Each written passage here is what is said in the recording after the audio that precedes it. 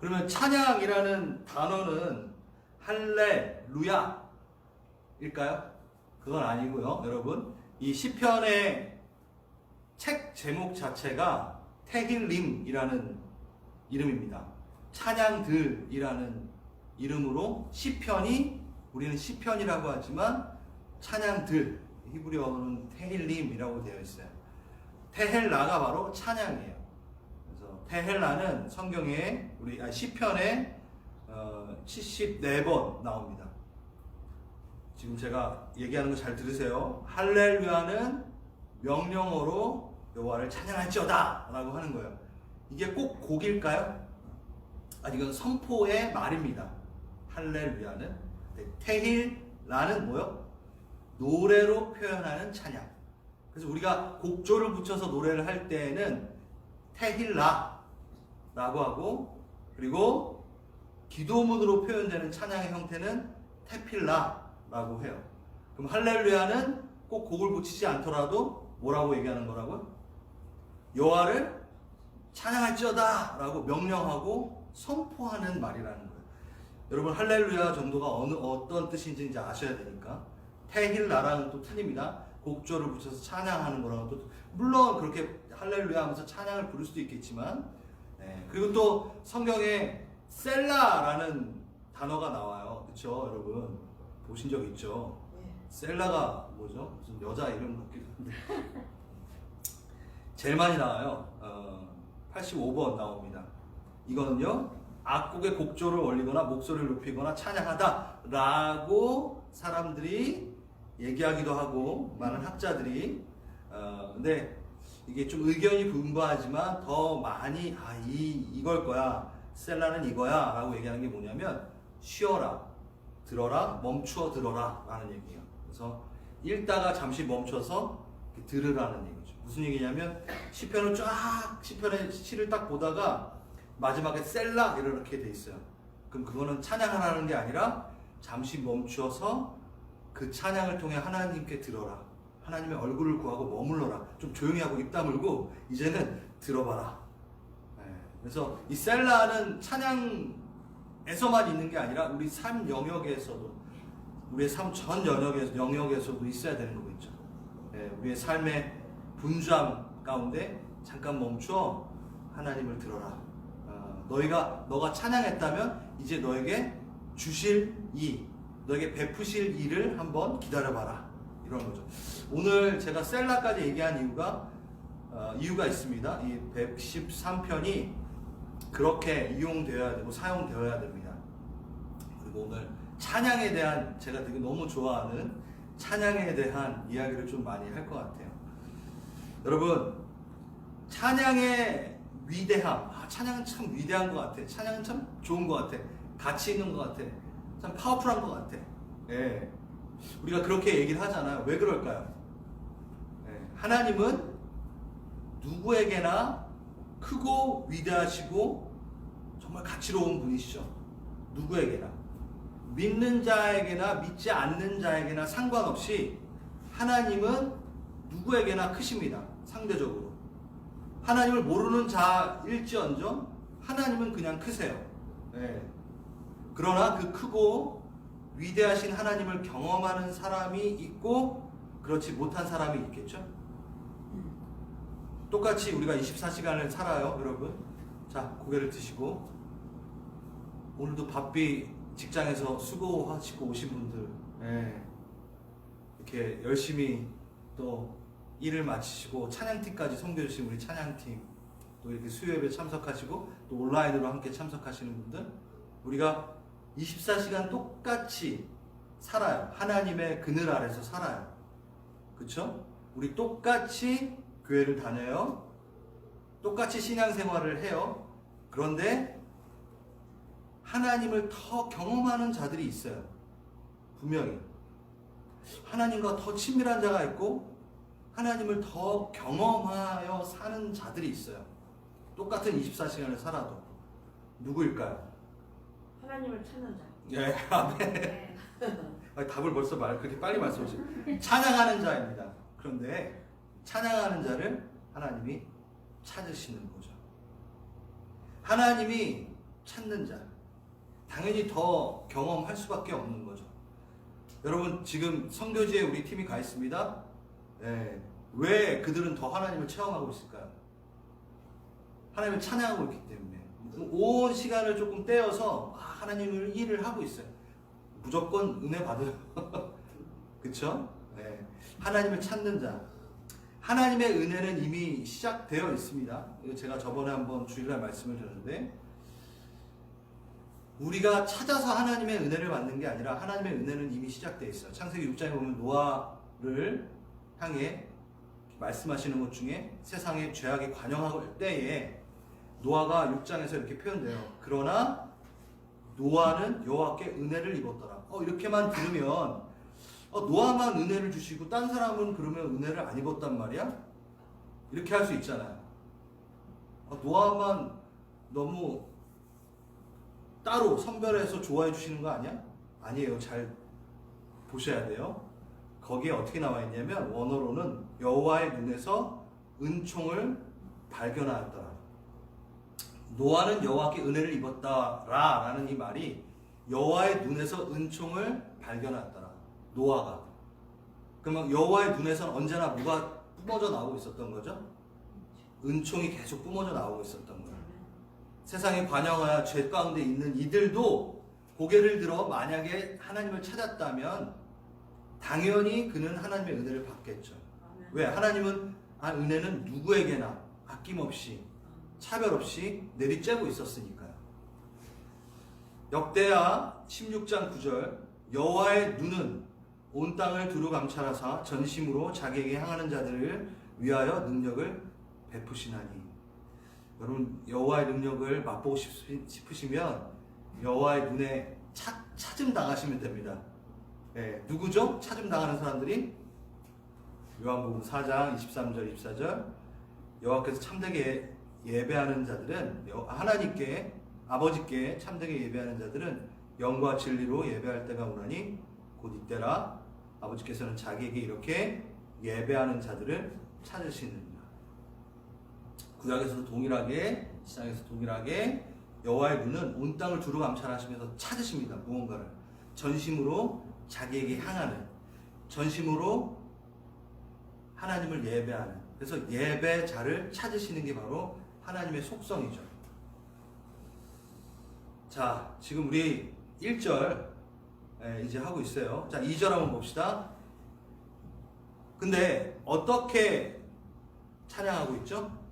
시간적인 개념과 공간적인 개념이 두 개가 나옵니다. 2절, 3절. 먼저 시간적인 개념 볼까요? 우리 방금 불렀던 이제부터 영원까지 주 이름 찬송할지어다. 언제부터요? 이제부터 영원까지. 네.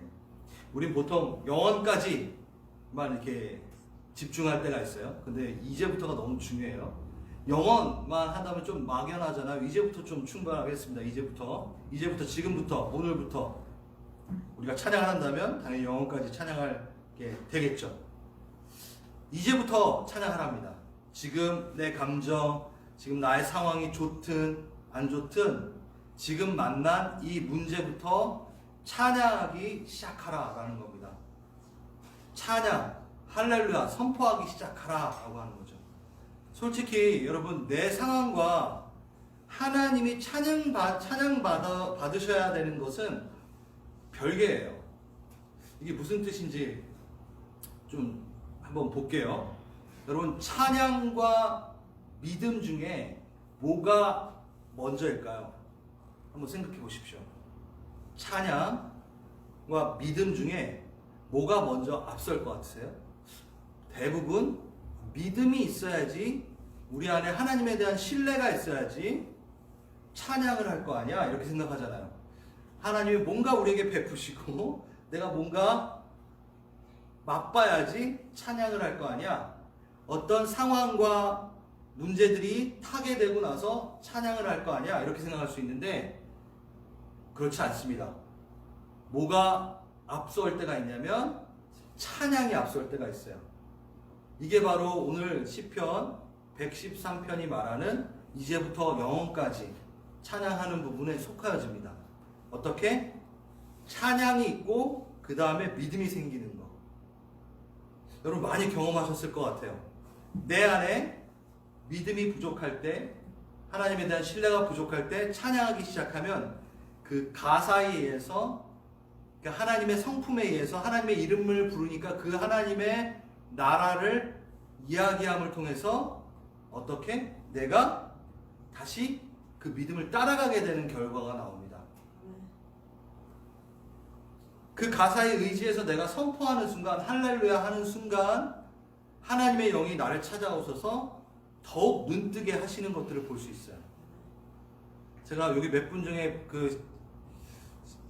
여러분이 좋아하시는 찬양이 뭔지 알고 있어요. 우리 여기 주님과 함께하는 이 고요한 시간, 그 좋아하시죠? 네. 왜 좋아하셨죠? 이준희 집사님. 그 어려운 이 이민의 초기 시절, 나 염려하잖아도 나 주님 다 내 쓸 거 다 아신다. 딱 이 찬양만 해도 믿음이 너무 없다가 갑자기 믿음이 생긴다니까요. 그 찬양 가사를 따라가게 됩니다. 내가 그 찬양을 놓치고 있었을 때 어느 순간 내가 그 찬양을 부를 때 그 믿음으로 나아간다는 거죠. 네. 여기 있는 분들 내가 웬만하면 아는데 다 부르면 너무 시간이 걸리니까. 네. 제가 저번에 간증이라는 제목으로 간증에 대한 부분으로 설교를 했던 적이 있는데 이것과 동일한 거예요. 자카르, 기억하는 거. 자카르라는 단어 좀 우리 어렵지만 우리 외웠죠? 기억하다, 마음에 새기다, 말하다. 네.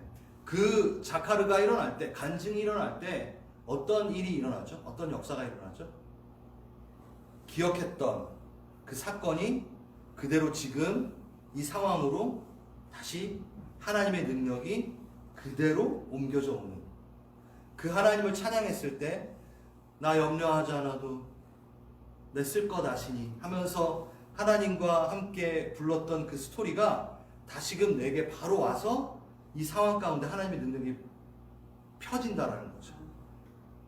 하나님의 능력이 발휘된다는 거죠. 그게 바로 자카르죠. 그거를 우리가 말하는 거고, 찬양이라는 게 그래서 내가 하나님을 노래하는 그 순간 내가 없었던 믿음이 다시 생성되게 되고 하나님께서 그 찬양의 화답으로 그 상황을 선물로 주신다는 거죠. 찬양 가사의 그 승리를 우리에게 주신다는 거죠. 얼마나 능력이 있는 겁니까? 그러니까 찬양이 너무너무 능력이 있는 거예요. 이제부터, 그러니까 여러분들은 상황과 상관없이 지금부터, 이제부터 언제까지? 영원까지 찬양을 하게 되는 겁니다. 영원까지 찬양하십시오. 그러면 영원까지 찬양한다라는 건 뭘까? 나는 지금 이 상황 가운데 찬양을 하기 시작해서 내가 영원까지 찬양하게 되는 것은 무엇일까? 이게 좀 상징적인 건데 여러분 영원이라는 게 좀 감이 오세요?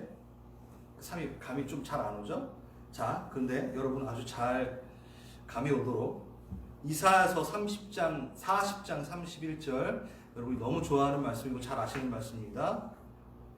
오직 여호와를 앙망하는 자는 새 힘을 얻으리니 독수리가 날개치며 올라감 같을 것이요 다른 박질하여도 곤비치 아니하겠고 걸어가도 피곤하지 아니하리로다. 이렇게 되고 싶으신 분 네, 너무 좋잖아요, 그렇죠? 네, 여러분 너무 좋아요.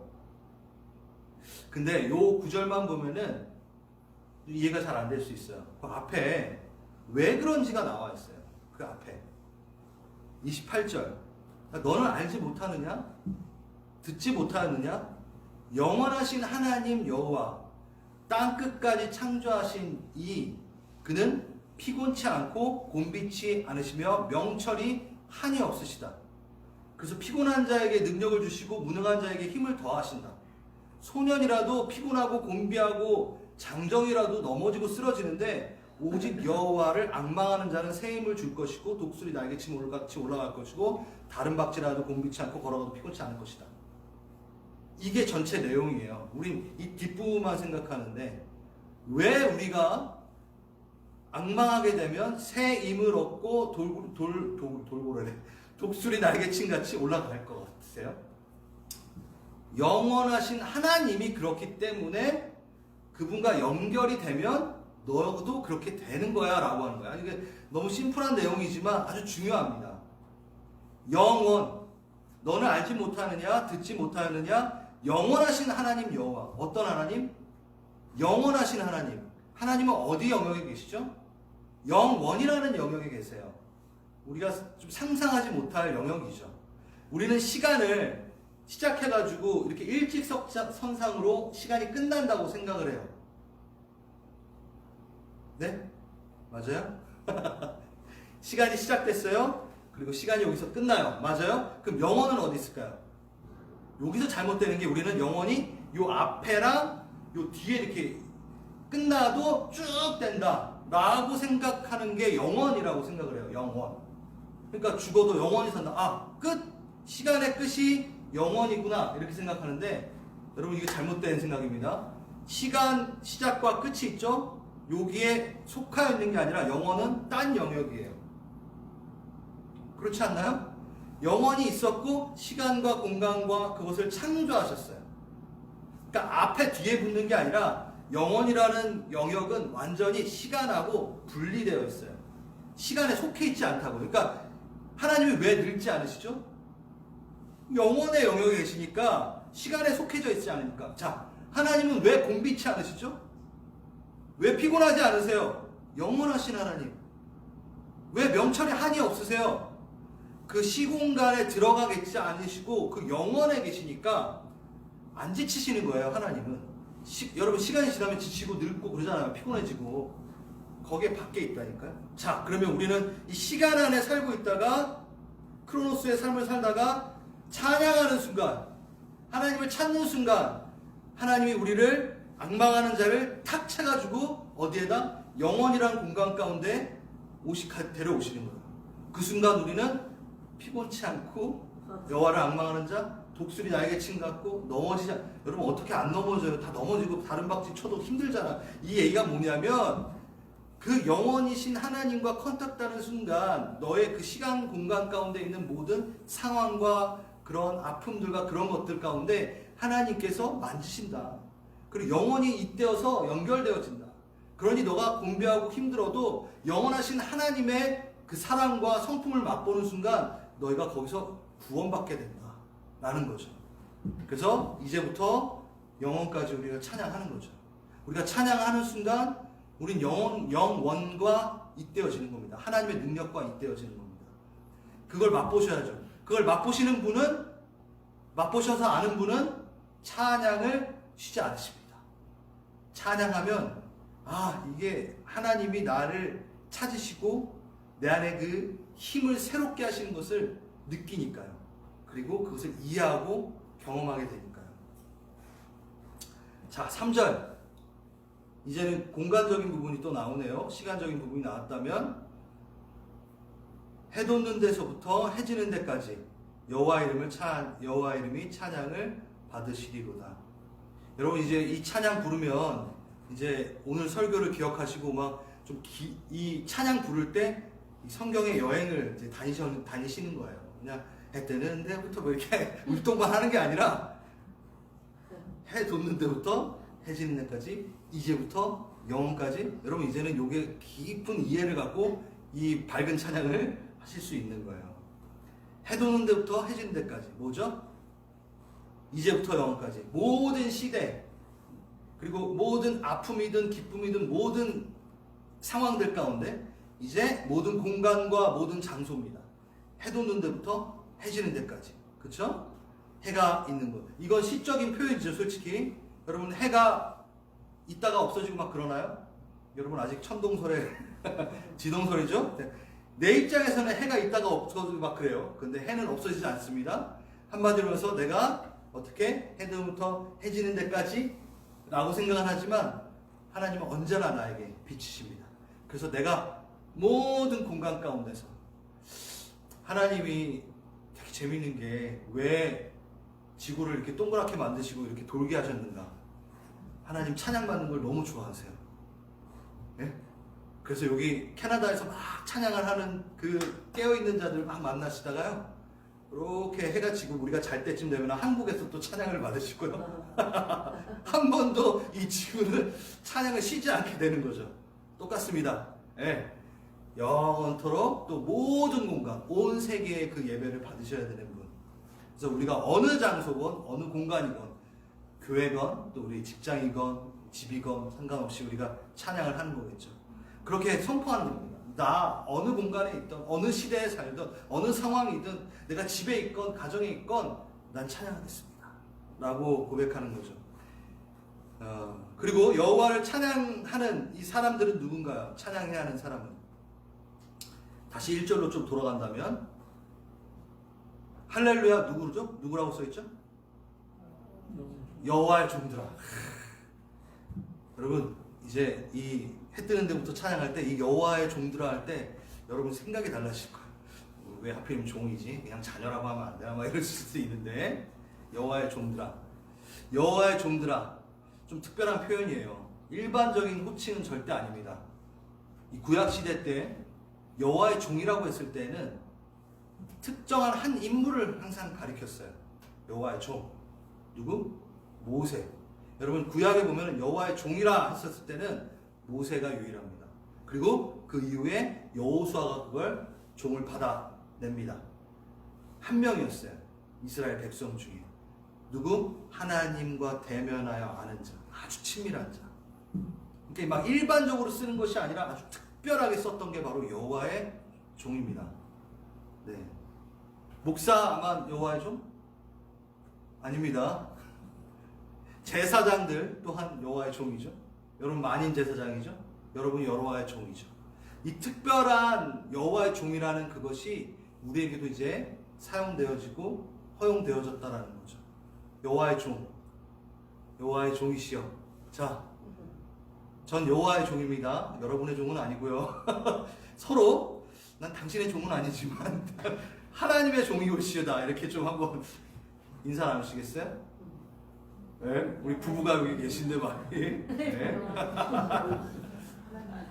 그리고 이사야에서는 종된 예수님의 또 모습이 나오죠.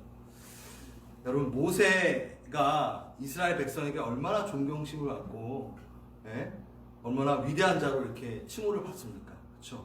민족적인 영웅이요, 민족의 지도자 같은 그런 여호와의 종이라는 그 호칭이 이제 나에게도 가장 친밀하고 하나님과 가장 대면하기에 가장 가까운 자리에 있는 그 회막에 들어가는 모세와 같은 자.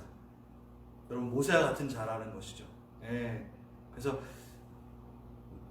여호와의 종들아, 라라라 할렐루야, 여호와의 모든 종들아 할 때 그냥 부르지 마시고 모세와 같은 내가 그 여호와의 종이라는 호칭으로 내가 그 지성소에 들어가 회막에 들어가 하나님과 대면해야 되는 내가 그렇게 불러야 돼 라고 여러분 생각하십시오. 여러분 우리가 찬양을 할 수 있다는 걸 너무 쉽게 생각하는데 찬양은 아무나 할 수가 없어요. 그래서 제가 가끔 얘기하잖아요. 찬양은 특권이에요. 왜일까요? 찬양은 믿는 자의 특권입니다. 그쵸? 지금 지나가는 사람 붙잡고 너 하나님 찬양해 그러면 뺨 맞아요. 뭐 하는 거야 이렇게.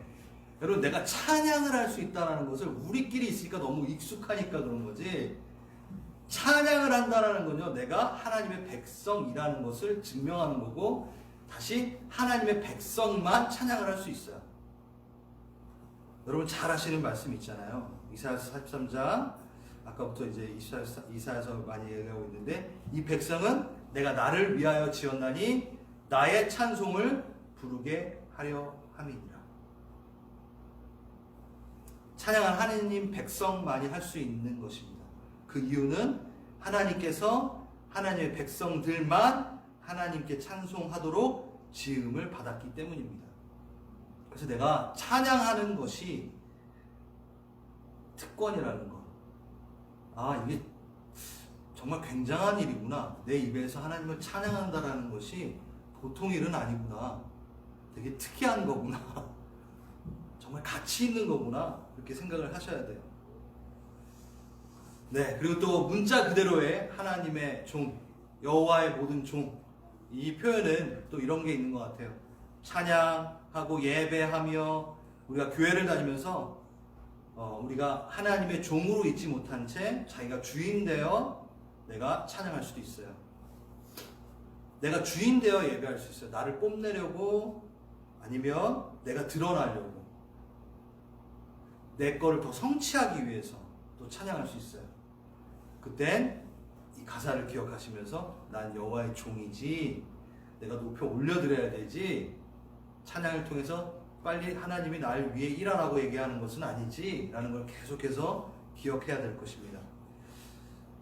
지금 여호와의 종은 무엇을 찬양하고 있나요? 여호와의 이름입니다. 이름은 그분의 존재 자체고 속성, 그분의 사역, 그의 인격, 그것을 다 포함한 거죠. 여호와의 이름. 제가 넘어가겠습니다. 여호와의 이름을 부르는 자. 여호와의 이름을 부르는 여호와의 종들이요. 이런 말이 있어요. 여호와의 이름을 부르는 자, 그때 여호와께서 그의 이름을 부르실 것이다. 너무 멋있지 않나요? 네? 여러분 여호와의 이름을 부르는 순간, 그 순간 여호와가 하나님이 누구의 이름을 불러요? 내 이름. 내 이름을 부른다는 거예요. 이거 얼마나 멋있나요? 하나님을 찾느니 하나님이 날 찾는다. 두루 감찰하시면서. 그러니까 내가 여호와의 이름 성품을 딱 부르는 순간 하나님이 내 이름을 부른다. 얼마나 기가 막힌 일입니까? 내가 찬양할 때 내 이름을 부른다라는 거. 그래서 제가 되게 좋아하는 찬양 중에 주 나의 이름 부를 때 나의 이름이 존귀케 되리. 그러니까 나의 가치가 주님의 이름을 나의 이름을 부르는 순간 회복되어지고 깨끗게 되어지고 존귀케 되어지고 그 본 형상을 찾게 되는. 네. 여기 보면 여호와를 찬양해야 하는 근거가 나옵니다. 4절, 5절, 6절 한번 볼까요? 같이 보겠습니다. 여호와는 모든 나라보다 높으시며 그의 영광은 하늘보다 높으시도다. 하나님께 영광 드리는 게 나오죠. 그 다음에 5절 여호와 우리 하나님과 같은 이가 누구리요? 높은 곳에 앉으셨으나 스스로 낮추사 천지를 살피시고. 그리고 7절 8절까지도 그냥 보겠습니다. 가난한 자를 먼지 더미에서 일으키시며 궁핍한 자를 거름 더미에서 들어세워 지도자들 곧 그의 백성의 지도자들과 함께 세우시며. 그럼 여기 잘 보시면 4절에 하나님의 영광을 높이우는 게 나오고 그 다음에 하나님의 은혜가 나옵니다. 그래서 제가 앞에 말했던 부분이 연결되는 거예요. 우리는 은혜를 받으면 찬양하려고 합니다. 우리에게 뭔가 주어지면 그때 찬양한다고 생각하는데 그렇지 않습니다. 내가 하나님의 영광을 노래할 때 내가 하나님의 은혜를 맛보게 된다는 순서도 잊지 마시라는 거예요. 여기에도 뭐가 먼저죠? 하나님의 영광을 높였을 때 하나님이 낮추시고 우리를 건져내십니다. 높으신 분이 천지를 살피시다가 스스로 낮추셔서 시선을 돌리시고 끝나는 게 아니라 찾으시고 끝나는 게 아니라 내려오셔서 함께 하시는 것까지 예수 그리스도시죠. 그렇죠? 그래서 먼저 내가 영광을 올려드리는 그때에 여기에 하나님이 낮아지사 뭐 한다고요? 가난한 자를 먼지 더미에서 궁핍한 자를 거름 더미에서. 여기 가난한 자와 먼지 더미 궁핍한 자 이건 뭘까요? 무가치함을 얘기합니다. 거름 더미 버려진 것을 의미합니다. 네, 일반적으로 그렇죠? 그런데 하나님께서는 이런 자들을 지도자들과 함께 하도록 이렇게 세우신다. 이거 회복하신다 라는 거죠. 찬양할 때 그렇게 된다라는 거예요. 할렐루야 할 때. 그 다음에 9절 또 임신하지 못하던 여자를 집에 살게 하사 자녀들을 즐겁게 하는 어머니가 되게 하시는도다. 할렐루야 이렇게 끝납니다. 제가 표준세 번역으로 좀 읽어드리면 아이를 낳지 못하는 여인조차도 한 집에서 떳떳하게 살게 하시며 많은 아이들을 거느리고 즐거워하는 어머니가 되게 하신다. 이건요 이스라엘 백성들에게는 소망이 없는, 그러니까 다음 세대가 일어나지 않는 소망 없는 삶, 이것을 대표적으로 의미하는 거죠. 그러니까 소망 없는 삶을 이야기할 때 이야기를 하는 거죠. 가능성 없는 이스라엘, 무기력하고 불가능하고 아기를 낳지 못한다는 것은 소망이 없는. 그래서 여러분 창세기에 그 이삭을 낳는 사라도 아기가 없다가 그쵸? 낳게 되잖아요. 그쵸? 그러니까 그것으로 이스라엘 역사가 시작되잖아요. 이스라엘 역사가 없다가 생기는 거고, 사무엘을 낳은 한나의 기도. 한나 또한 아이를 낳지 못하가 사무엘을 낳고 뭐가 시작되죠? 사무엘을 통해 다윗의 시대가 시작되는 거죠. 메시아의 시대. 예. 메시아를 보여주는 그림자와 같은 다윗이 나오는 거. 이게 다 어떻게 찬양할 때 낮추시고 보시고 그리고 우리를 건지시고 우리와 함께 하시고 무엇으로부터 시작된다? 영광을 돌리고 찬양으로부터 시작된다. 무가치하고 버려진 것들에서 우리를 세우신다. 소망 없는 것에서부터 소망 있는 것으로 채우신다. 네, 마무리하겠습니다. 여러분, 찬양에 대한 부분은 아무리 많은 얘기를 해도 부족하죠. 찬양하지 않는다면 이 설교가 무슨 소용이 있겠습니까? 찬양이 얼마나 특권인가. 찬양 자체, 찬양을 할 수 있는 것 자체가 얼마나 큰 감사고 특권인가. 백성만이, 하나님의 백성만이 할 수 있는 것을 좀 이렇게 뽐내는 것이 바로 찬양이라고 생각을 합니다. 그러니까 어느 곳에서나, 교회 안에서만이 아니라 여러분의 차 안에서도, 창문 열고 빵빵하게 음악 틀으시면서 찬양을 하십시오. 들으라. 직장에서도 여러분, 가게에서도 그렇고. 여러분 솔직히 영적 존재들, 찬양하는 영적 존재들이 나오잖아요. 계시록에도 많이 나오고, 그렇죠? 이사야서에서도 나오고, 구룹 날개, 스랍들 6개의 날개로 2개로는 얼굴을 가리고 2개로는 날고 2개로는 발을 가리며 여호와의 그 존전 주위에 돌면서 거룩 거룩하다 하면서 찬양하는 그들. 우리보다 아마 천사들이 더 화음이 잘 맞을 거예요. 그렇지 않나요? 우리는 육적인 성대를 갖고 일시적으로 살면서 조금밖에 연습을 못하지만 영적인 존재인 걔네들은 영원토록 계속 노래 부르고 있잖아요. 그러면 얼마나 잘 맞겠어, 화음이. 얼마나 목소리가 좋겠어요. 하나님 옆에서 부르는 애들은, 부르는 그 영적 존재들의 노래 실력은 장난 아닐 거란 말이에요. 근데 그들의 찬양을 받는 것보다 참 부족한, 우리 피치 떨어지고 박자 틀리는 네? 화음 안 맞는, 그거 잘해서 뭐 주님이 받나요? 아니요, 더 잘하는 애들 옆에 있다니까요. 우리 언제? 이제부터 부르는 애들, 자녀들의 그 모든 상황 가운데서 부르는 찬양들. 천사들은 그런 상황이 없잖아요. 근데 우리는 고난과 핍박과 이제부터라는 그 모든 상황 가운데 부르는 노래, 특별한 자들의 노래, 그게 하나님에겐 너무나 기쁜 거예요.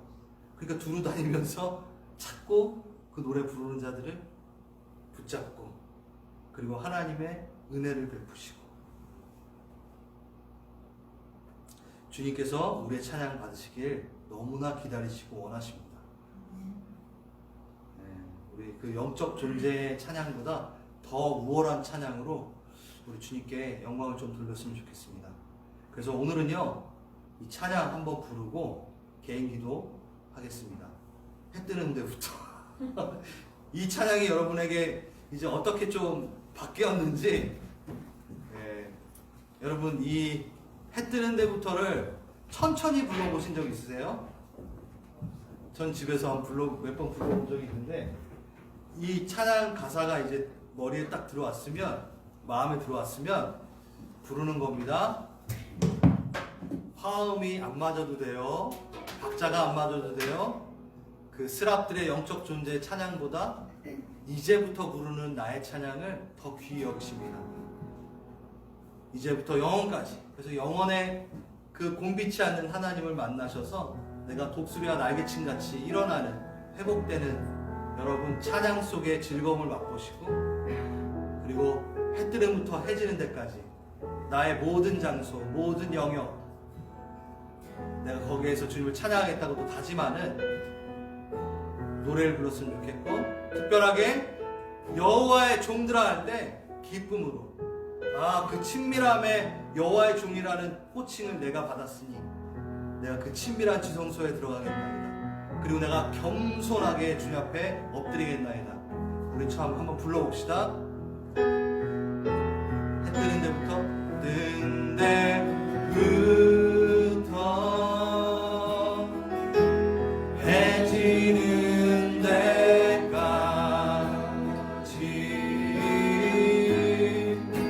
주 이름. 우리의 가정에서 부릅니다. 우리의 일터에서 주님을 자랑합니다. 선포합니다. 할렐루야 하라고. 해 뜨는 데부터